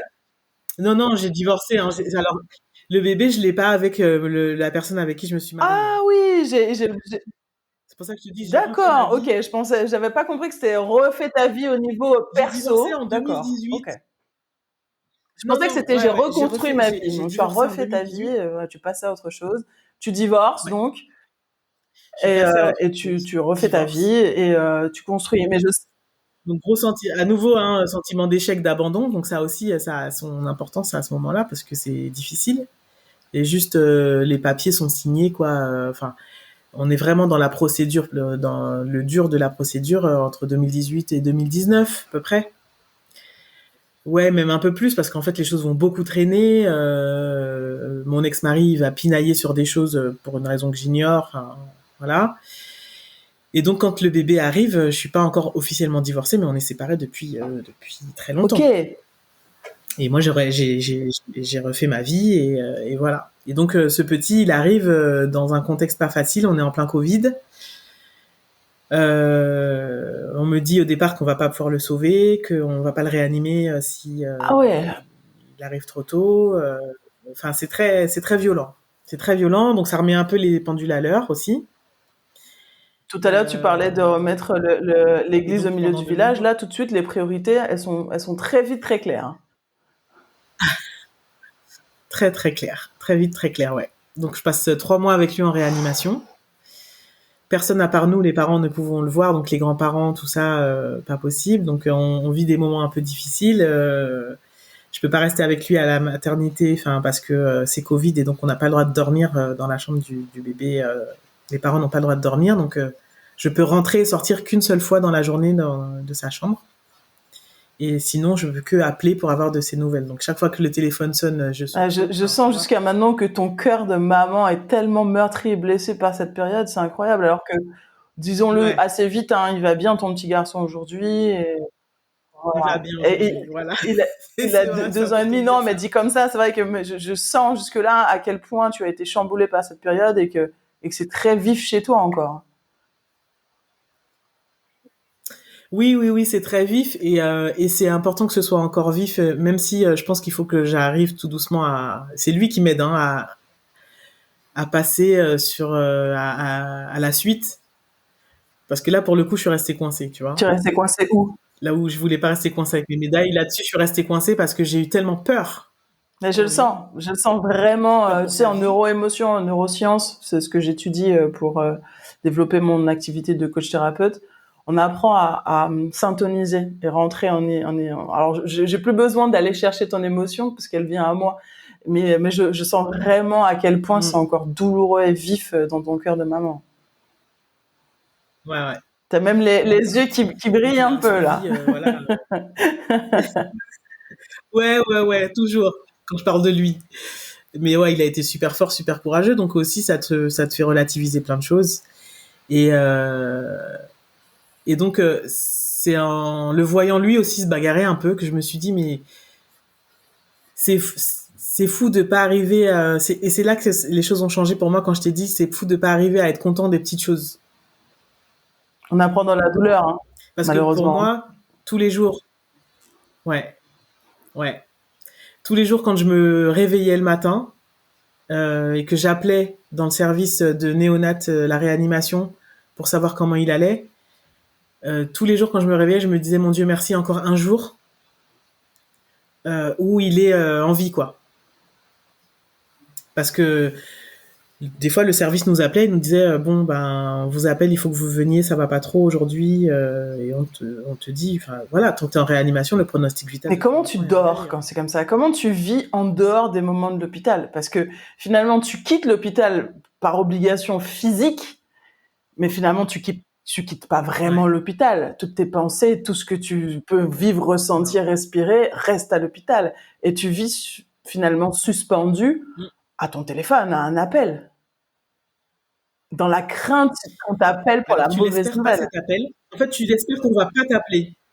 Toi, tu te réveilles et le premier truc que tu vas faire, c'est appeler, mais par contre, tu espères qu'on ne t'appelle pas. Et quand le téléphone sonne et que tu vois le numéro de la réanimation néonate sur ton téléphone, là, tu te dis, enfin, ton cœur, il se décroche, quoi. Je ne peux qu'imaginer. Et on sait, hein, que dans le service où on a été, on voyait que tu sais, on avait des casiers en entrant dans le service pour déposer nos affaires. On a vu les noms, on voyait les noms bouger de ceux qui sortaient, qui allaient ensuite en néonat, et puis de ceux qui sortaient pas.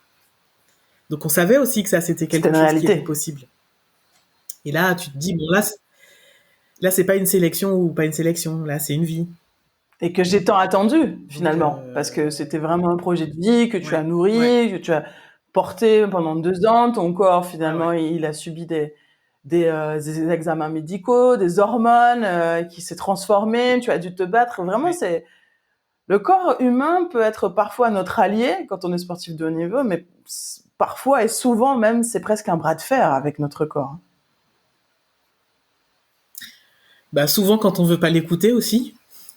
Je me suis rendu compte de ça hein, parce que après avec le temps, je me suis rendu compte aussi que il y a des moments où ton corps te parle et te dit des choses que tu sais pas interpréter. Euh, et alors là, aujourd'hui, j'ai aucune explication sur le fait d'avoir accouché de façon aussi prématurée, mais je me dis qu'un jour peut-être je comprendrai ce qui s'est passé. Mais oui, et puis ce petit garçon-là, il est arrivé de façon totalement imprévue parce que j'avais eu tellement de mal avant que pour moi c'était pas quelque chose de possible de façon naturelle. Euh, là, il est C'est arrivé. un vrai bagarreur sur tous les points, quoi. Le mec, Cette grossesse, il a débarqué, il n'était pas mais prévu. Il grave, a cette débarqué grossesse, plus elle est tôt. arrivée comme C'est ça le en mec qui panique, quoi. décide, en fait. Moi, je décide. Moi, je viens maintenant. Moi, je sors du ventre maintenant. C'est ça. Je sais pas quel caractère il a, ce petit bonhomme.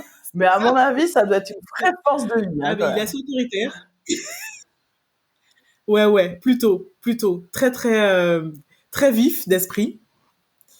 Précoce dans plein de choses de son développement. Et assez fonceur, quoi. Il décide, tu vois. Et donc, depuis qu'il est Il arrivé décide. Donc, c'est dans ta rigolo de voir vie, une petite personne il aussi a chamboulé déterminée. pas mal de choses pour le mieux, visiblement. Et en ce moment même, tu me racontais Ouais, que depuis quelques mois, tu entames encore une nouvelle page de ta vie. Quelle est-elle? Je te laisse la dévoiler. ouais, tout à fait. Alors, pour t'expliquer le truc, quand il est arrivé, les séjours à l'hôpital se sont pas terminés pour autant. Et donc, j'ai eu quand même pas mal je suis restée avec loin de mon boulot chez L'Oréal pendant à peu près 1 an et demi au total, parce qu'il pouvait pas aller à la crèche les premiers mois de sa vie. Trop Il fragile. était trop sensible d'un point de vue immunitaire, donc j'ai dû le garder à la maison. Et ça m'a laissé le temps de réfléchir à ce que j'avais envie de faire. Je me sentais pas toujours à ma place dans le job que je faisais. J'avais l'impression qu'il me manquait quelque chose. Et c'était pas une question forcément de personnes avec qui je travaillais. C'était que j'avais l'impression de n'avoir rien fait de ce que m'avait apporté le sport. Je me disais, Maureen, si tu restes comme ça, tu auras gâché tout ce que tu as travaillé, tout ce que ces années de travail t'ont permis de développer. Et donc, ce temps-là que j'ai eu à passer avec lui, j'ai cherché l'endroit où pourrait se rencontrer ce que j'avais appris en entreprise chez L'Oréal pendant les 10 années où j'avais travaillé là, et ce que le sport de haut niveau avait pu m'apprendre et m'apporter. Et donc, j'ai décidé de me lancer dans une formation de coach professionnel. Donc ça, c'est en... attends, que Mais je coach dise pas de professionnel, bêtises, c'est exactement. en Qu'est-ce que 2000... c'est? Coach pour qui? Quoi? Comment? Par quels moyens?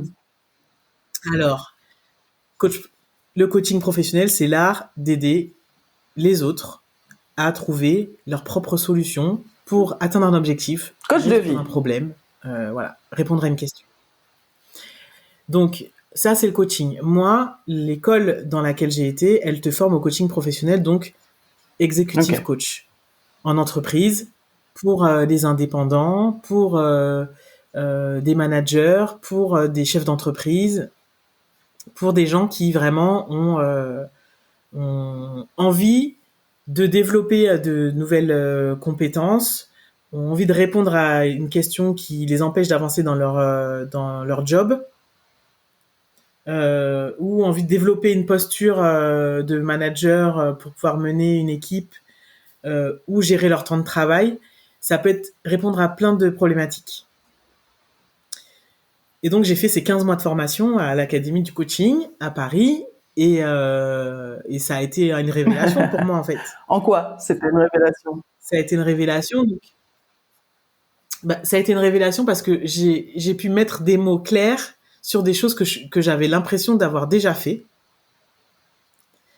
Pendant ma vie d'athlète, avec par exemple mes coéquipières les plus jeunes avec lesquelles j'étais entre 2014 Concrètement, et tu es en 2016. train de nous dire que finalement, tu avais déjà ça en toi et que tu l'avais déjà mis en place sans avoir mis de mots dessus, sans avoir de formation. Ouais, Et qu'est-ce que ça t'apporte, toi, le fait exactement. de te retrouver dans cette position, dans cette posture de coach? Alors, je pense que ça répond aussi à ce qu'on disait. Ça vient réparer forcément quelque chose parce que au-delà de ce que moi, mon métier de coach peut apporter aux gens que j'accompagne, ça m'apporte Évidemment. quelque chose à moi. Ce que ça m'apporte à moi, c'est un sentiment d'être utile et de servir à quelque chose. Je me sens utile quand je sens que ce que je fais est utile à la personne que j'accompagne. Des fois, ça peut être douloureux, hein. parce que un de mes premiers coachings, ça a été très très difficile, très douloureux pour moi et pour ma coachée, parce qu'on est des Tout à éponges fait. aussi, hein. On travaille, comme tu dis, on fait de l'humain. Donc voilà, il y a des moments pas faciles, mais vraiment quand tu sens que la personne, elle a passé un autre level, tu te dis waouh, ok. Moi, j'ai été bien accompagnée. Parfois, j'ai été aussi mal accompagnée. Et aujourd'hui, je sais l'effet que ça fait d'aider quelqu'un, et parce que moi, j'ai été aidée aussi, d'aider quelqu'un à passer un cap, à répondre à une problématique, à trouver sa voie. Et, euh, et, et je me suis dit surtout qu'il fallait que je le fasse et que je me lance. C'est un vrai coming out que je fais avec toi, là, Vanessa, parce que il y a très peu de gens qui sont au courant de ce que je fais ça aujourd'hui. Bah, tu fais bien de le dire là. Euh, parce que j'ai toujours mon activité chez L'Oréal, hein, je suis toujours en CDI chez L'Oréal. Donc cette activité, c'est une activité que je fais sur mon temps personnel et j'accompagne peu de gens parce que bah tu L'emploi du vois, temps de maman, travailleuse. en CDI chez L'Oréal, maman d'un petit garçon, toujours sélectionneur à la commission d'épée féminine. Donc j'ai pas énormément de temps pour l'instant à consacrer à mon activité de coaching, mais j'ai envie que ce soit fait de la bonne manière et Et tu prendre du accompagnes en temps. présentiel, donc. Alors Mhm. plutôt en présentiel.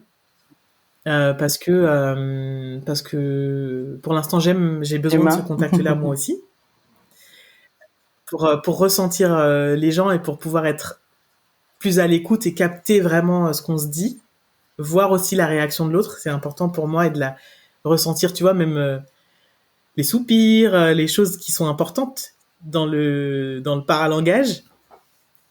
Mais je peux aussi faire du distanciel, tu vois, Tout à fait. adapté quoi, faire moitié moitié, enfin voilà, on s'adapte.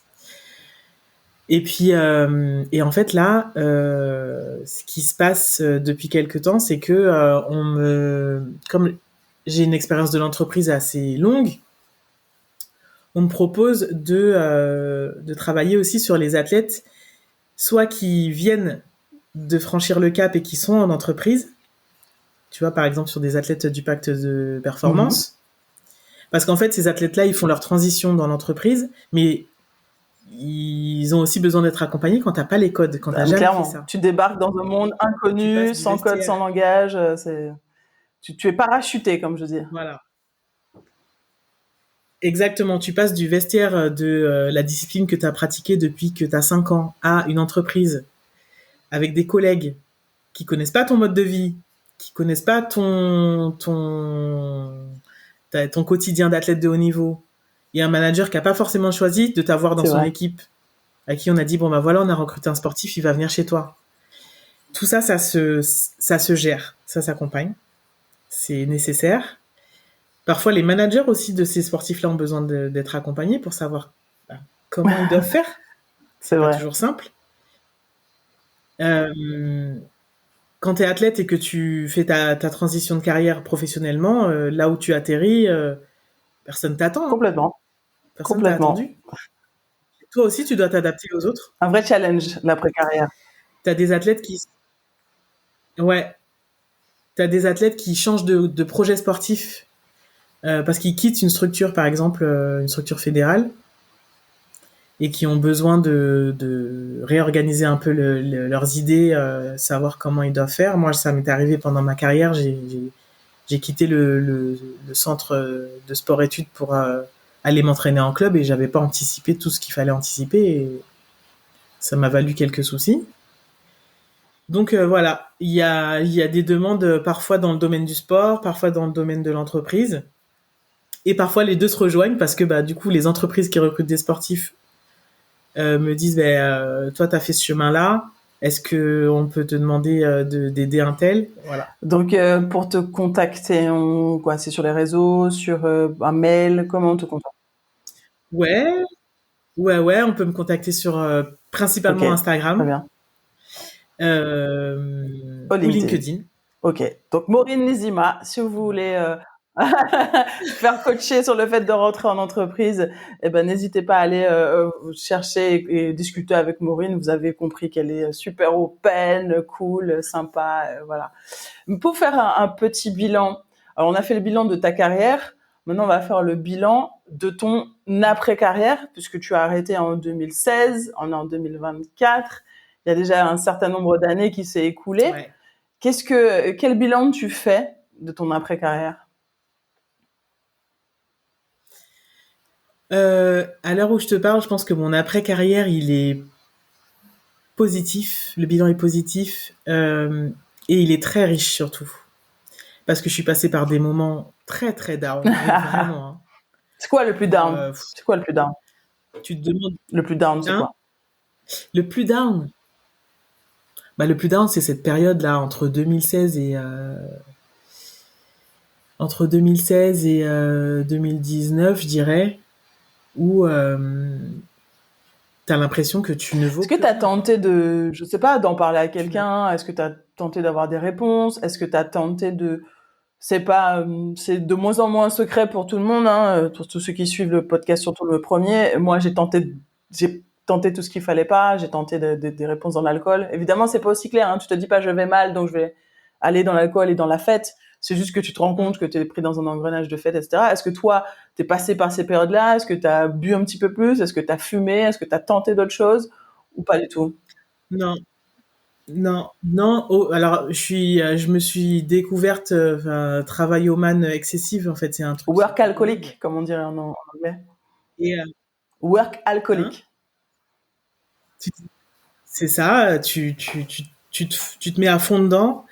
Et en plus, à ce moment-là, je voyais, j'avais pas l'impression que le fruit de mon travail était vraiment reconnu. Donc, c'était difficile aussi. Et je me suis réfugiée là-dedans. Euh, Tu sais, quand t'es athlète, tu sais pas faire les choses à moitié. Je confirme. Et donc, et donc là, je me suis réfugiée là-dedans en me disant que c'est par là qu'allait passer mon salut. Et non seulement c'était pas vrai, mais en plus, je me suis mis physiquement en danger, quoi. À quel point? C'est-à-dire? Parce que tu te mets une pression, parce que tu te mets une pression de dingue pour rendre les choses dans le temps. Tu acceptes tout ce tu sais pas dire non, donc tu acceptes toujours plus de demandes. Et donc, tu as de plus en plus de travail et tu te dis qu'en fait, ta valeur va passer par la reconnaissance qu'on va t'accorder. Tout à l'heure, tu parlais aussi du fait de Tu vois. t'arrêter 2 ans, qu'il a fallu reprendre ton corps en main pour repartir sur un projet olympique. Quand tu arrêtes ta carrière définitivement en 2016, est-ce que ton physique bouge? Et si c'est le cas, comment tu le vis? Ah bah oui. Ah bah oui, mon physique bouge. Je le vis pas bien du tout. Je tente de faire des régimes, de refaire de l'activité physique et tout, mais je trouve pas d'activité sportive qui me plaise. J'ai tenté le bad, ça me plaisait pas et en fait le prof avait dit aux autres adhérents qui j'étais, moi j'étais allée là en toute discrétion. Donc il y avait des mecs qui prenaient un plaisir Tu à me foutre des m'étonnes. raclées alors que j'étais débutante. Donc voilà, tu vois. Le truc très très fin qui a fait que ça m'a dégoûté, j'ai arrêté. J'avais trouvé une activité, un sport qui m'avait fait délirer. C'était le roller derby. Le roller sur 4 roues. Donc un truc nouveau. Ouais, du roller sur 4 roues par équipe, où tu vois, t'as une vraie opposition, mais très franche, hein, où vraiment tu dois faire tomber les autres. Ok.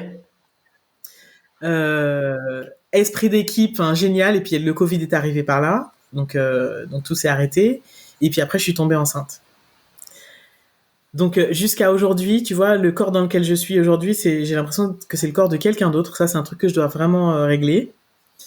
La grossesse est passée par là. Ce qui a encore modifié forcément ton Avec tout ce que corps. ça implique, hein, parce que j'ai fait. Ouais. Et puis j'ai fait un diabète gestationnel, donc j'ai été au régime au début de ma grossesse. Donc derrière, mon corps il s'est vengé. Enfin bon, laisse tomber. Donc ouais, là-dessus, j'ai encore des petites choses à travailler. Trouver mon rythme, trouver ce dont mon corps a envie, ce qu'il accepte ou pas maintenant avec ma nouvelle vie.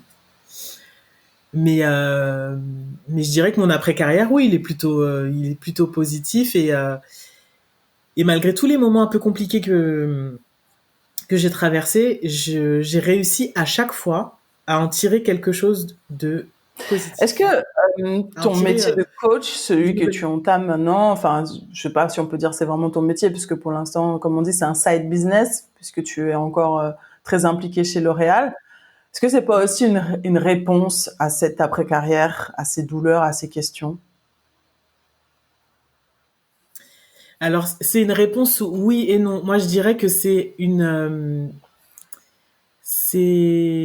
évidence suite à euh, mon après-carrière dans le sens où j'ai développé plein de choses dont j'avais l'impression que je ne savais pas quoi faire. J'ai appris plein de choses chez L'Oréal, je les ai appris sur le tas.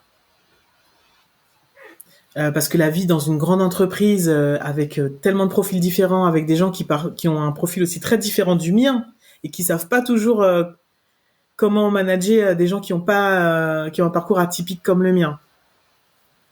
Euh, Avec ce que j'ai appris dans l'escrime sur quoi je savais pas forcément mettre deux mots, des compétences que j'ai développées. Moi, j'ai eu ma propre entreprise. J'avais un préparateur physique, un préparateur mental, j'avais un médecin, j'avais un kiné, je rémunérais tout ce petit monde. J'allais chercher des sponsors. Enfin, j'ai été chef de ma propre entreprise. Mais à ce moment-là, Tu quand ne t'es t'en rends pas athlète, compte. pour toi, c'est quelque chose de normal. Tu t'en rends pas compte, en fait. J'ai été donc RH, manager. Enfin, Tu as à été mon échelle, j'ai fait tout commercial, parce ça. que tu as été chercher des sponsors. Commercial, ben c'est ça. Et donc tu te dis, mais en fait, tout ça, je vais rien en faire. Et c'était surtout ça qui me minait. Il y avait autre chose. C'était que par rapport à tout ce que je venais de vivre avec mon fils, j'avais envie de me dire que le matin, je me levais pour faire un truc et que j'étais Ouais. contente de le faire. Et que lui, il s'était battu tellement qu'il fallait qu'il voit sa mère heureuse dans sa vie, quoi. Que dans les moments où elle était pas là parce qu'elle faisait un truc qu'elle kiffe. Donc pour moi ça c'était le truc essentiel et je pense que c'est en ça que lui il m'a apporté le déclic qu'il me fallait. En parlant de déclic, on arrive en année olympique, enfin on y est, hein, 2024 c'est l'année olympique. Beaucoup de sportifs vont Ouais. arrêter après les Jeux, mais avant les Jeux, parce qu'on a parlé des non-sélections, ce sera aussi le cas Oui. hein, pour nombreux d'entre eux. On va pas, c'est triste à dire, mais c'est une réalité. Certains seront blessés, certains seront non sélectionnés, certains vont échouer au jeu, et puis certains vont réussir au jeu. Mais c'est pas parce que on réussit au jeu que l'après-carrière se passe forcément bien. Tu l'as dit toi-même, hein, tu es devenue championne du monde, et après ça a Ouais. été compliqué. Qu'est-ce que tu aurais voulu savoir avant d'arrêter pour que ça se passe mieux dans l'après? Eh ben tu vois, ça c'est un truc que je me suis souvent dit parce que je me suis dit qu'on te prépare toute ta carrière à des très très grandes échéances. On te prépare à des championnats du monde, à des Jeux olympiques, mais on te prépare jamais à ce qui va se passer quand ça va s'arrêter. Je vais te donner un exemple tout simple, ta prise en charge médicale. Quand j'ai arrêté, subitement, je me suis trouvée démunie. Euh, Avant, tu vois, on avait le suivi longitudinal. S'il y avait un truc qui était un peu défaillant dans ton bilan sanguin, on te disait bon bah, il va falloir prendre un peu de fer parce que là t'es en manque de ci ou t'es en manque de ça. Mais là, plus personne ne vient pour te dire ça. Ça n'inquiète plus personne. Plus personne, tout le monde s'en fout. T'as pas de fer, c'est ton problème. Écoute, je n'ai pas de médecin. À l'heure où je te parle là, Vanessa, je n'ai toujours pas de médecin Ouais. traitant.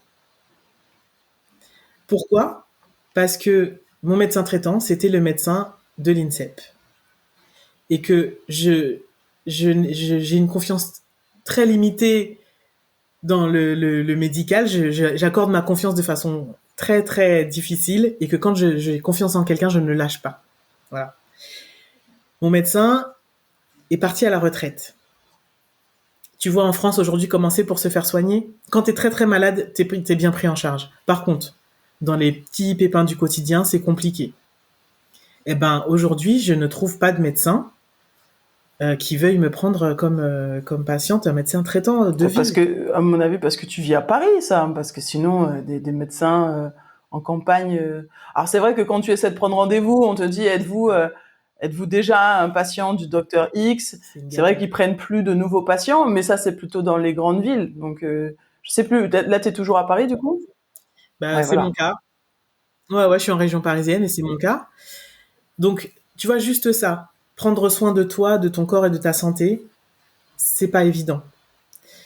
Euh, Tu vois, après, quand je te disais que je suis tombée dans le tourbillon du boulot, j'arrivais pas à m'accorder des moments de pause. Je savais pas comment faire pour prendre mes vacances. Poser des vacances.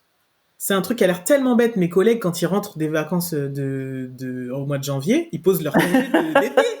Ils anticipent. Mais moi, j'avais plus personne. Mais ouais. Mais attends, nous, on obéit à un calendrier sportif qui nous est imposé. Donc, tu sais qu'à un moment donné, quand tu dois partir en vacances, bah, il y a ce trou-là, tu mets C'est des ça. vacances là. Mais ça, en fait, tu ne sais plus quoi faire de ta vie. Tu ne sais plus quoi faire de ta vie. Et tu aurais tendance même à sauter sur le premier boulot venu. Moi, j'avais déjà fait ma transition professionnelle pendant ma carrière, donc ça s'est pas posé. Mais il y a beaucoup d'athlètes qui ont cette problématique de qu'est-ce que qu'est-ce que je vais devoir faire comme taf pour manger demain, et qui n'ont pas le temps de se poser pour réfléchir à ce qu'ils ont envie de faire, ce qui va les faire kiffer vraiment. Pas ce que t'imagines parce que t'as vu un tel ou machin ou un tel t'a proposé, que ce que toi t'as envie de faire. Et puis derrière, il y a la réalité du terrain. Parce qu'entre ce que tu imagines du métier et le métier en lui-même, c'est pas tout à fait la même chose. Et quand tu es C'est sportif de ça. haut niveau, tu n'as pas le temps d'aller chercher, tu n'as pas le temps de découvrir. C'est presque le monde extérieur, hors du sport de haut niveau, c'est presque fantasmé, en quelque part. Tu imagines la vie de machin, tu imagines la vie de machin. Mais oui. Mais c'est deux mondes qui vivent en parallèle, tout comme les gens de l'extérieur fantasment la vie de la tête de haut niveau. C'est vrai. Moi, mes collègues, quand j'étais encore en activité chez L'Oréal, quand je partais du boulot à 13h30, ils pensaient que j'étais en vacances. Et ça ne rend pas compte de ce que ça Mais représente, non, la les gars, double vie. j'entame ma Oui, deuxième c'est ça. journée, les gars. La double vie, et au-delà de l'engagement physique, parce que à la limite ils le comprennent. Bon, tu vas faire, pour eux, tu vas au sport comme tu vas à une salle de fitness, tu vois, tu fais 3 squats, etc. Alors que la vie d'un sportif de haut C'est niveau, ça. au-delà de l'aspect physiologique, physique, c'est vraiment tout ce que ça, de la vie mentale, tout ce qui se passe dans ta tête, c'est tellement prenant, tellement engageant que c'est tes tripes, quoi. Et c'est ça c'est Tout a une presque ça qui te importance. fatigue Tout. encore plus, qui te bouffe. C'est cet engagement-là, en fait. C'est une charge mentale énorme, en fait, au-delà de la charge physique. Quand tu es athlète de haut niveau, tu as une charge mentale énorme. Et ça te quitte pas après. Parce que tu essayes, donc quand je te dis que moi, j'essayais de gérer tous les détails dans ma vie d'athlète, aujourd'hui, dans ma vie de maman, j'ai- j'essaye de gérer tout aussi. Donc, que tous les feux soient ouverts pour être le mieux possible. Mais c'est On est d'accord, c'est impossible. impossible. J'ai envie de te dire, comme C'est je dis à certains de impossible. mes clients, fous-toi la paix. Fous-toi la paix. C'est ça, faut être indulgent avec soi-même. Mais moi, j'ai eu beaucoup de mal avec ça. Donc, c'est aussi le message qu'il faut passer aux athlètes qui sont en fin de carrière, à ceux qui vont arrêter avec des succès ou pas. Foutez-vous la paix, soyez indulgent avec vous-même, quoi. Donnez-vous le temps. Si vous en avez la possibilité, je sais que parfois c'est pas toujours le cas parce que financièrement, ben voilà, on peut avoir des contraintes. Si vous avez la possibilité, donnez-vous ce temps-là de réfléchir et de prendre soin de vous, de la personne que vous êtes. Vous êtes un sportif, vous resterez toute votre vie. Ce que vous avez développé, ça va pas s'arrêter avec votre carrière le jour où vous allez raccrocher.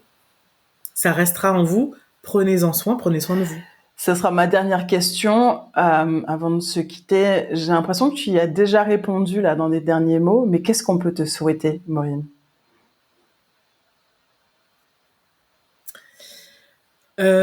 Ben, de continuer à m'épanouir dans les voies que j'ai choisies. Parce que maintenant, j'accepte de dire que ouais, j'ai choisi des choses très différentes pour me sentir complète dans ma vie.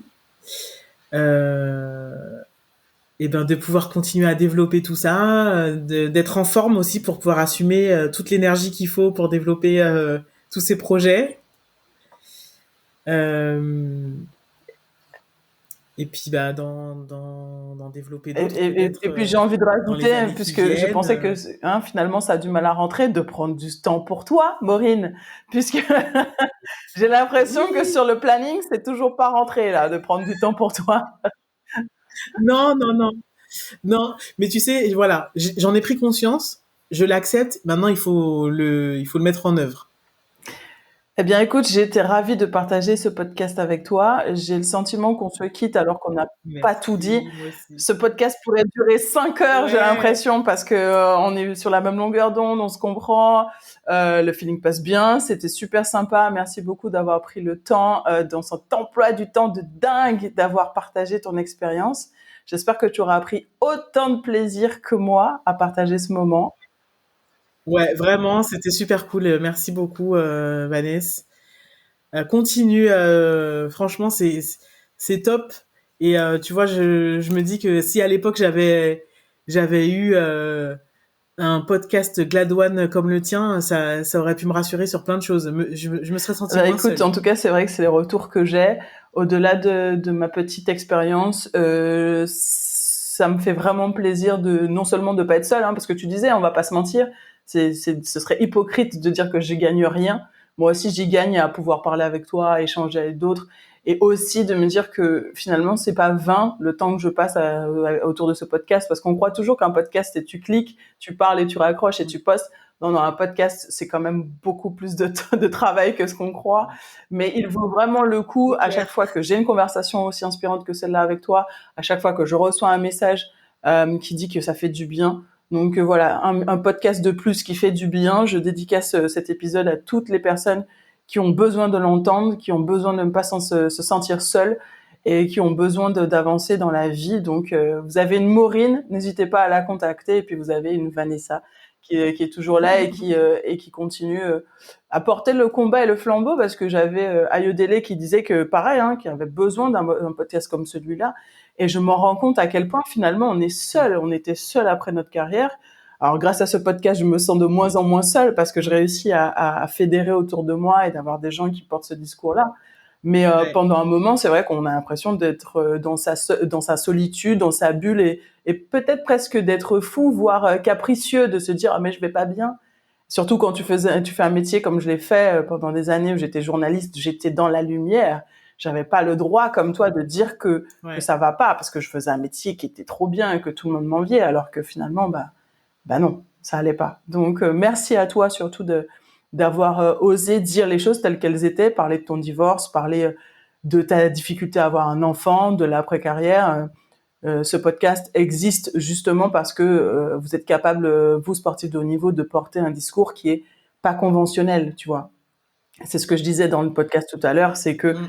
les médias font un travail qui est le leur, mais dans ce podcast-là, je tiens vraiment à ce que on sorte des sentiers battus et qu'on ose dire les choses telles qu'elles le sont et être qui on est. Donc, au-delà du podcast, s'il existe, c'est parce que toi, par exemple, tu es capable de porter une parole libérée. Donc, merci beaucoup, Maureen. Avec plaisir. Et si toi aussi tu veux partager ton expérience, tu veux faire partie de mes teammates et que tu souhaites que je t'accompagne, tu peux me contacter sur les réseaux sociaux comme Maureen, mais également sur mon mail à contact@vanessagladon.com.